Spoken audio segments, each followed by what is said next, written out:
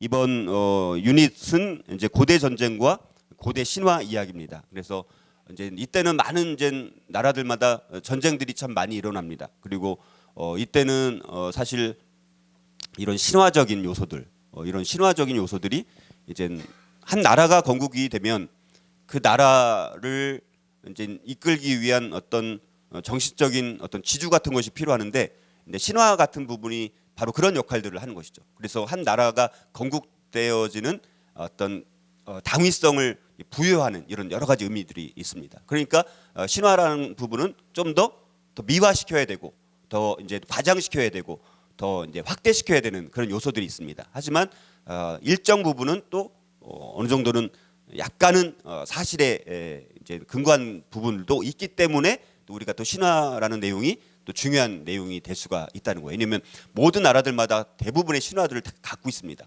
그리고 이제 우리가 이런 부분들을 우리가 함께 살펴보면서, 그래서 제목을 고대 전쟁과 고대 신화라는 그런 제목으로 이번 유닛을 제목을 정해봤고요.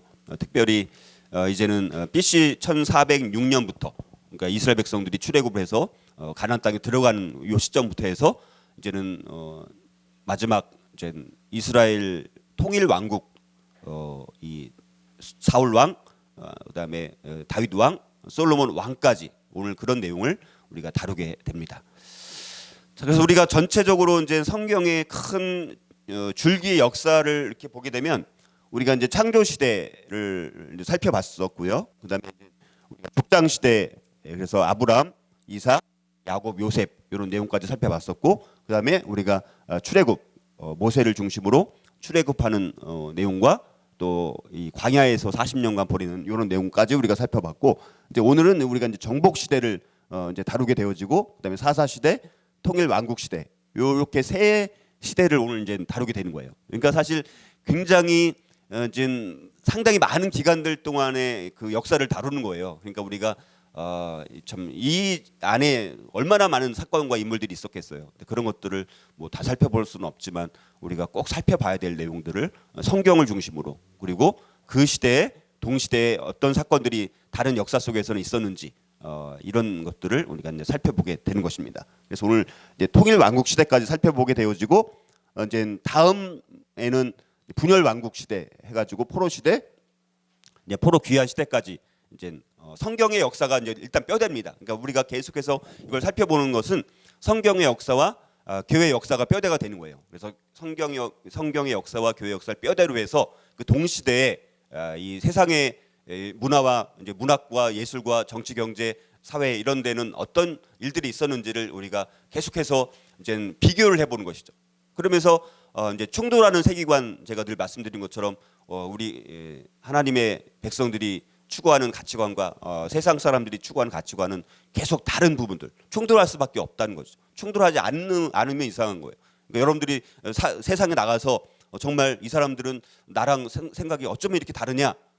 물론 그것이 뭐 우리의 어떤 입장을 넘어서 가치관의 문제죠. 가치관이 다를 수밖에 없다는 거예요. 그거는 근본 자체가 뿌리가 다르다는 거예요. 뿌리가 다르기 때문에 가치관이 충돌이 일어날 수밖에 없어요. 그러니까 여러분들은 그런 가치관이 충돌되는 세상 속에서 내가 어떤 가치관을 내가 정말 흔들림 없이 견고한, 내가 붙잡고 있는 가치관이 흔들리지 않는, 내가 가치관이 우리가 그 부분에 대한 어떤 확신이 있어야 된다는 것이죠. 그 확신을 우리가 세우는 시간이라고 볼 수가 있습니다. 자, 그래서 우리가 이제 지난번 살펴봤던 것처럼 이제 우리가 이제 주로 모세를 중심으로 우리가 출애굽하는 내용을 이제 살펴봤었고, 이제 가장 중요한 것이 이제 이동 성전이라고 할 수 있는 성막에 대해서 잠깐 살펴봤었고요.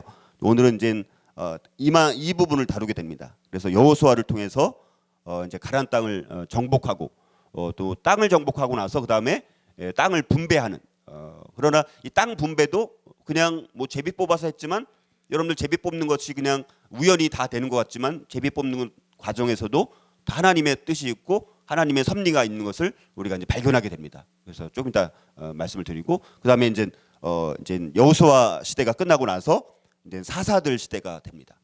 300~400년간 사사 시대가 도래하는데, 사사들은 우리가 알다시피 이제 일시적인 이스라엘 백성들의 어떤 문제가 발생했을 때 이제 그들을 구원하는 구원자로 하나님께서 사용한 사람들이 사사들. 그래서 12사사에 대한 내용들이 나오게 되어지고 그다음에 사사 시대가 끝났을 때 이스라엘 백성들이 이제 뭐를 요구합니까? 다른 나라들처럼 이제 왕을 요구하는 거예요. 다른 나라들 보니까 그러니까 이스라엘이 항상 문제는 뭐냐면 자꾸 다른 나라들을 기웃거린다는 거예요.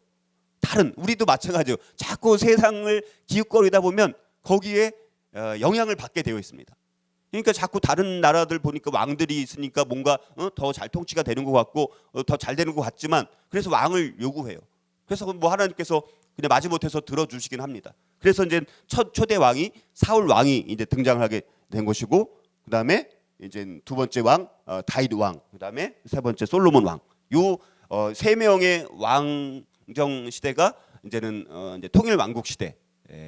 그리고 이제 다윗 시대 때는 참 하나님이 가장 이스라엘의 왕 중에서 가장 모범이 되는 왕으로 참 그래서 모든 왕들의 평가 기준이 그래서 다윗이 될 만큼 다윗이 참 물론 실수한 부분도 있지만 하나님 앞에 정말 뜨거운 열정과 또 아주 신실한 어떤 믿음, 성실한 믿음 이런 부분들을 유지하고 그 다음에 이제 솔로몬에게 이제 왕위가 넘어가는데 솔로몬이 다윗의 이제는 그것을 많이 물려받아서 참 성전 건축이라는 엄청난 정말 이스라엘 역사상 굉장히 중요한 성전 건축이라는 위대한 과업을 남기는 건 사실이지만 그러나 솔로몬이 남긴 건 아니죠. 다윗이 엄청나게 많은 것들을 준비 다 해주었기 때문에 솔로몬이 건축한 것이 솔로몬이 뭐 위대한 왕이었기 때문에 그런 건 아니죠. 근데 이제 솔로몬 왕이 엄청난 그런 하나님 나라의 그 위대한 사업을 마치고 났을 때 그 다음에 또 이제 또 타락의 길을 가게 되어지는 그리고 이제 그래서 솔로몬 왕 이후에는 이제 그 다음 시대는 이제는 나라가 분열되어지는 그런 분열의 역사를 또 겪게 되어지는 이런 모습들을 우리가 이제 보게 되어집니다. 그래서 오늘 이 부분을 중심으로 동시대에 있었던 다른 나라들의 역사들을 우리가 함께 이제 살펴보게 됩니다.